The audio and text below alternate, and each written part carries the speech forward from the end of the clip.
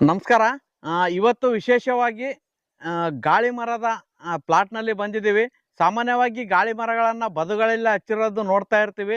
ಇವರು ವಿಶೇಷವಾಗಿ ಇದನ್ನೇ ಒಂದು ಕೃಷಿಯಾಗಿ ಮಾಡ್ಕೊಂಡಿದ್ದಾರೆ. ಆ, ಗಾಳಿ ಮರ ಬೆಳೆಯೋದ್ರಿಂದ ಹಲವಾರು ಉಪಯೋಗಗಳಿವೆ. ನಾವು ತೋಟದ ಬದುಗಳಲ್ಲೂ ಕೂಡ ಗಾಳಿ ಮರ ಬೆಳ್ಕೊಂಡ್ರೆ ನಮ್ಮ ತೋಟದ ಮುಖ್ಯ ಬೆಳೆಗಳಿಗೆ ಗಾಳಿಯಿಂದ ರಕ್ಷಿಸುವಂಥ ಕೆಲಸ ಈ ಮರ ಮಾಡ್ತದೆ. ಅಷ್ಟೇ ಅಲ್ಲದೆ ವಿಶೇಷವಾಗಿ ಲಾಭನೂ ಕೊಡ್ತದೆ.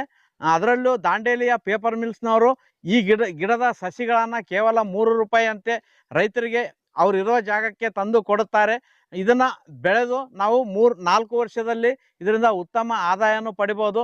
ಇದ್ರ ಬಗ್ಗೆ ಹೆಚ್ಚಿನ ಮಾಹಿತಿ ಬೇಕಾದರೆ ಈ ಕಂಪ್ನಿಯ ಸೂಪರ್ವೈಸರ್ ಆದಂಥ ವಾಗೇಶ್ ರೆಡ್ಡಿ ಅವರ ನಂಬರನ್ನು ಡಿಸ್ಪ್ಲೇನಲ್ಲಿ ಹಾಕಿರ್ತೀನಿ, ಸಂಪರ್ಕ ಮಾಡಿರಿ. ವಿಶೇಷವಾಗಿ ಏನೂ ಬೆಳೆಯದ ಭೂಮಿಯಲ್ಲೂ ಕೂಡ ಈ ಗಾಳಿ ಮರಗಳನ್ನು ಬೆಳೆಸ್ಬೋದು.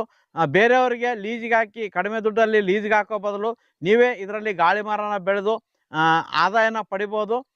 ನೀವು ಕೂಡ ಸಂಪರ್ಕ ಮಾಡಿ ಇದ್ರ ಬಗ್ಗೆ ಹೆಚ್ಚಿನ ಮಾಹಿತಿ ಪಡೀರಿ. ನಮಸ್ಕಾರ.